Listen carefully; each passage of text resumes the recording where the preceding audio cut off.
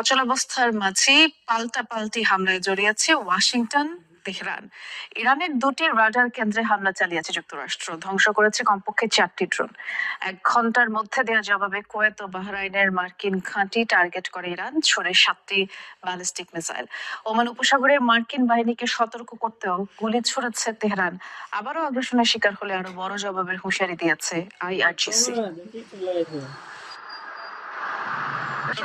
গভীর রাতে আবারও যুক্তরাষ্ট্রের ড্রোন আঘাত এনেছে ইরানে, টার্গেট করেছে কেশম ও গোরকে উপকূলের 2টি টেলিকমিউনিকেশন টাওয়ার।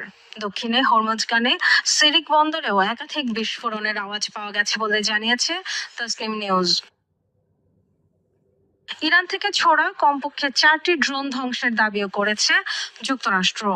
এক বিবৃতিতে মার্কিন সেন্ট্রাল কমান্ড সেন্টকম দাবি করে, হরমুজ প্রণালীতে মার্কিন নেভির নৌযান লক্ষ্য করে ড্রোনগুলো ছুড়েছিল ইরান। আত্মরক্ষার স্বার্থেই ধ্বংস করা হয়েছে সেগুলো। 1 ঘন্টা